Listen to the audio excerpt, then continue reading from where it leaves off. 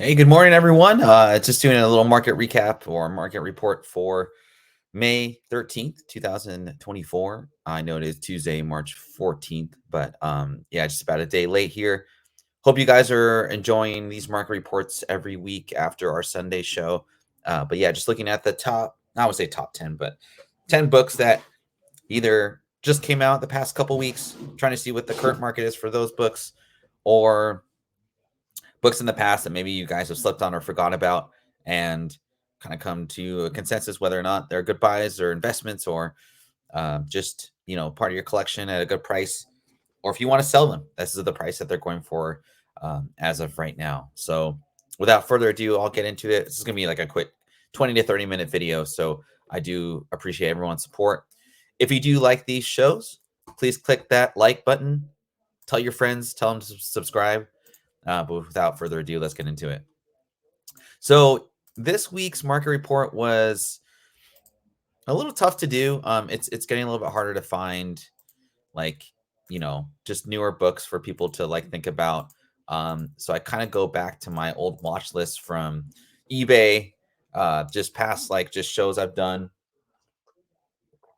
where I personally speculate on books, or try to flip.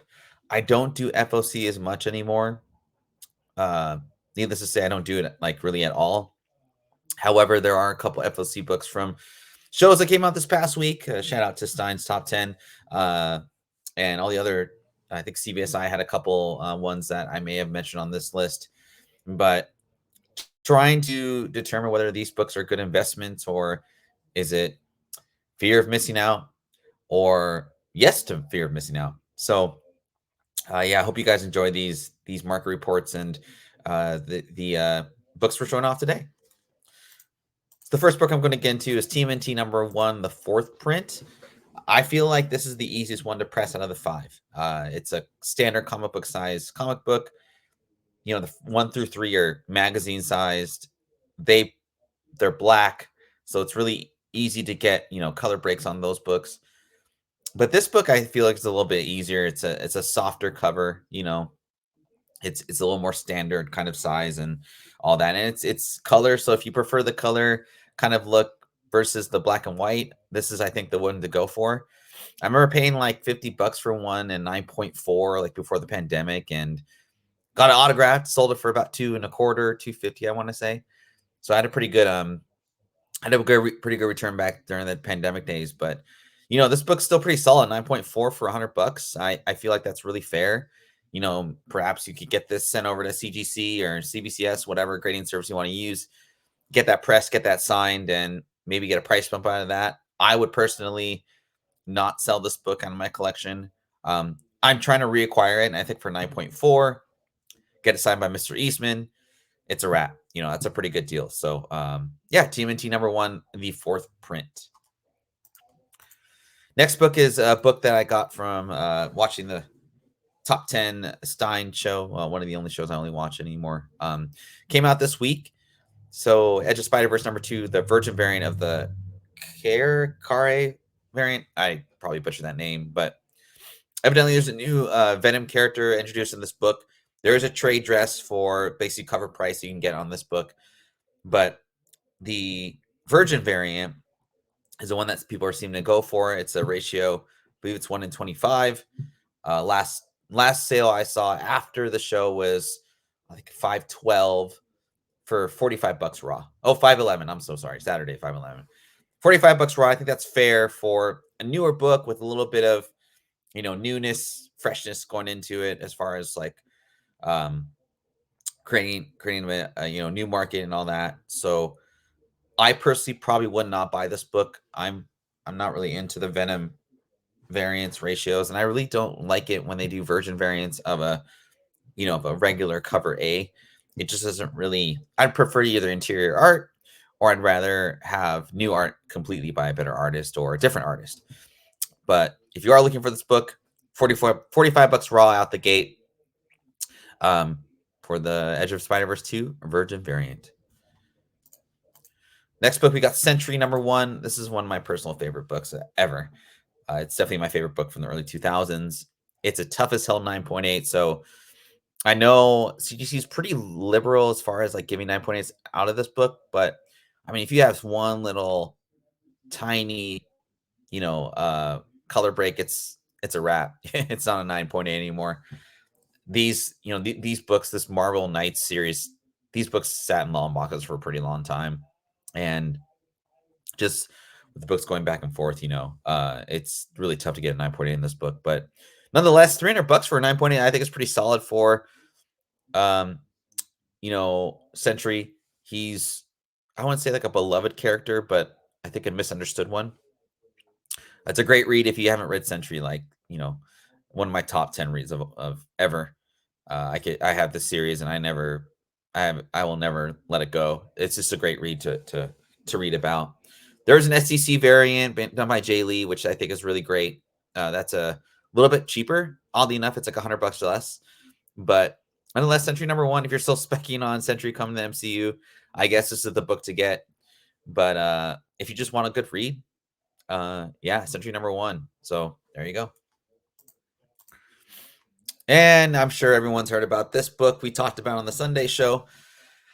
Talked about it it's been talked about on every single show I think I've seen the past week. There's been discussion whether or not the justification of $250 for a majorly ordered Blood Hunt #1 1 in 50 variant.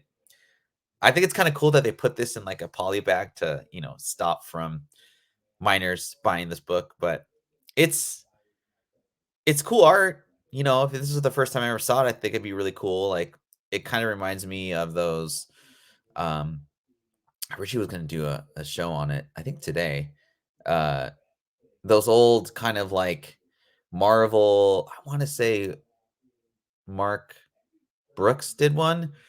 Basically, like kind of taking older ideas and putting them in newer newer format.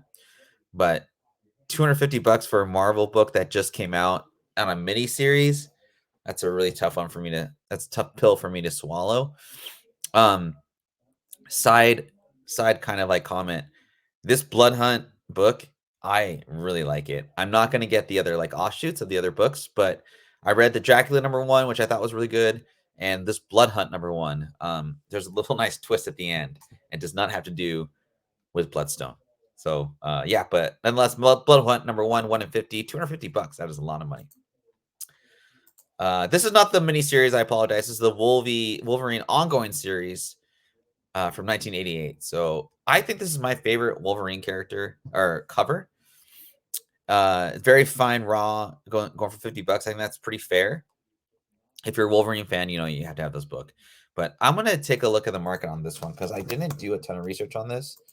And I mean, I think that's holding up, and I don't think it really has to do necessarily with the hot 5.0 newsstand. I think that's a little expensive. That's not bad for a newsie. So yeah, I mean, people are asking for a pretty good penny for this book, which is it's understood. I'd rather buy this than a than a 1 in 50 book that just came out. So 9.6 for wiping. I mean, it's pretty good. The Ever Elusive 9.8 in this book for 284. That's a direct. I guess that's okay. I'd rather have a 9.6 newsstand personally for that much, but a 9.4 went for $38, but that's a ton of shipping. High grade newsstand for $90. Okay. Wow. Remember this book was like $100 back in the day. 9682 potential 9.8. Yeah, you just screwed yourself on that sale, bro. So yeah, so 9.6s you could probably get a pretty good deal. Wow, $64 for a 9.6. Wow, that's pretty crazy. But yeah, I think this is a great book to have if you're a Wolverine fan. I'm not necessarily a Wolverine fan as much as I am a Gambit fan. But good luck. Wolverine #1. We're getting to the big hitters here. Wolverine #1. This J. Scott Campbell variant. What's crazy to me is the Lamoles are always really cool, right? Like the Mexican and Lamole variants are always reprinting like well sought out like books, but they don't do like terribly like awesome, but they do good enough. If you got a Lamole variant, you're paying $600 for this book, or if you want to get a Lamole variant, basically, I hope this is the last printing they do of this book. Just due to the rarity of it. In March, a 9.8 sold for 12K. I have a friend that has a 9.6 in this book, and I don't think he's ever going to give it up, but insanely rare. Beautiful book. You know, I don't know if the movie coming out has like added to the appeal to this book, but regardless, even if you're getting a reprint of this book, you're paying a lot of money for it, and it's beautiful. I mean, it's worth it. I'm wondering if someone was going to get a Lamole variant of this book if they're trying to get it signed and flip that, which would be pretty cool. Get signed like in a gold or silver. Probably a gold. That'd be, I think, a lot better. But yeah, pretty cool. Metal Gear Solid #1. I've always gone after the other the other covers. I haven't really gone off the cover A, but I really think all of these covers are like just amazing. It'd be really cool to go to a convention and get even, David Hayter's autograph, who is the voice of Solid Snake. But $40 raw, which I think is pretty fair for these video game comic books. $199 for 9.8, but I'm curious of what the others are going for. So let's go back to eBay. Take a look-see.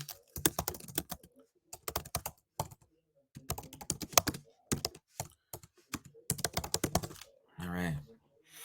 $34.99 for, wow. That's pretty cheap. Oh, cool. I remember these figures were really cool. And that was the ugliest one out of them.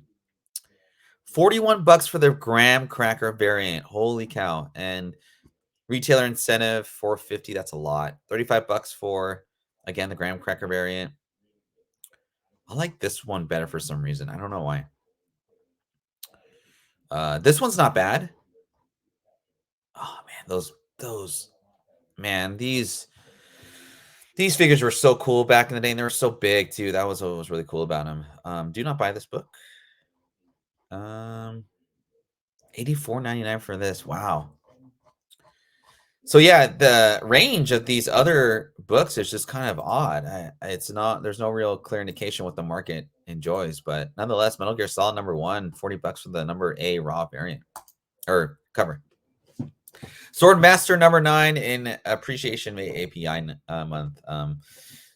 I just realized when I was doing these slides, is that a Hulk homage? Or I forgot, the cover of Wolverine on the cover with his claws, and the Hulk is in the mirror or in the in the vision reflection of the claws there.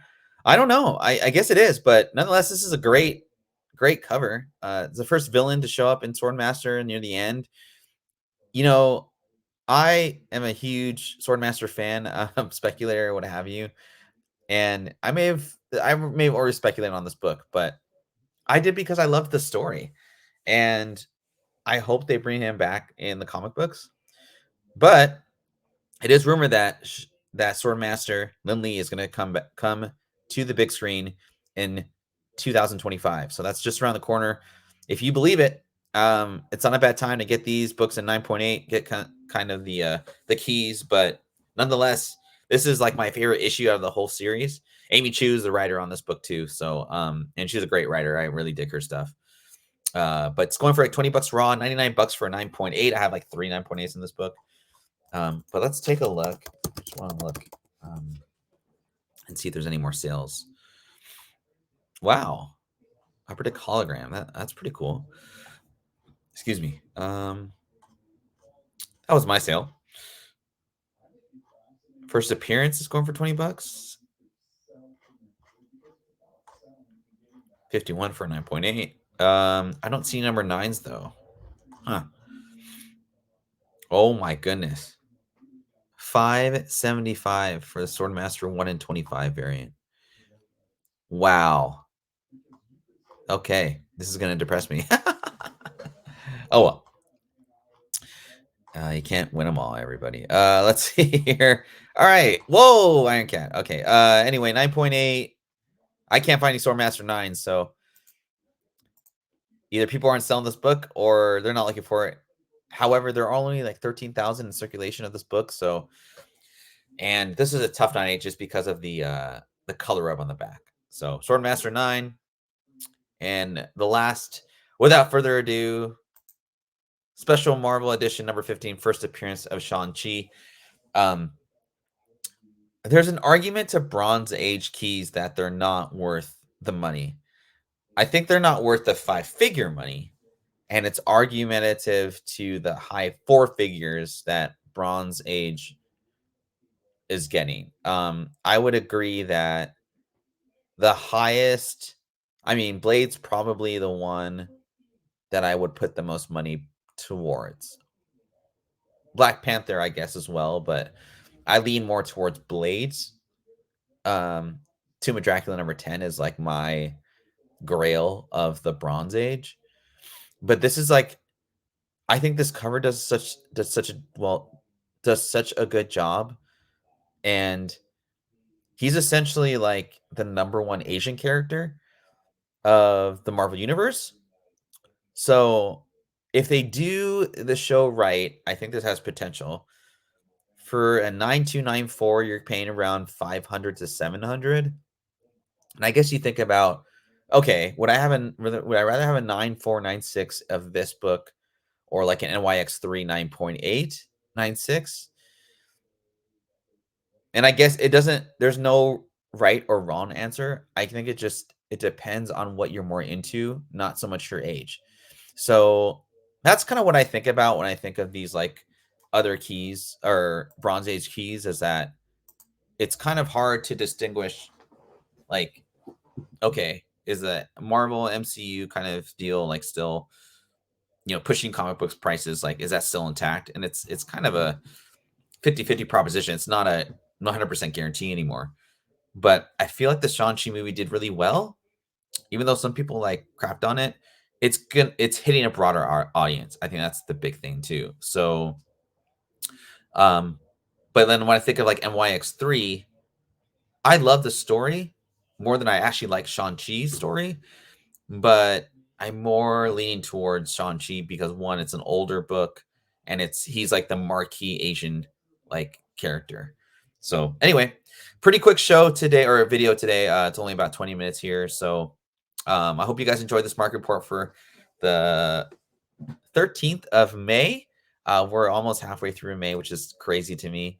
And if you guys like this show, please click that like button. Tell your friends. Watch all of our shows. We're going to go live tonight, I think Tuesday, for the Ronin 5 show. Hope you guys have a great week, and save your money or put your money to work. Have a great day, guys.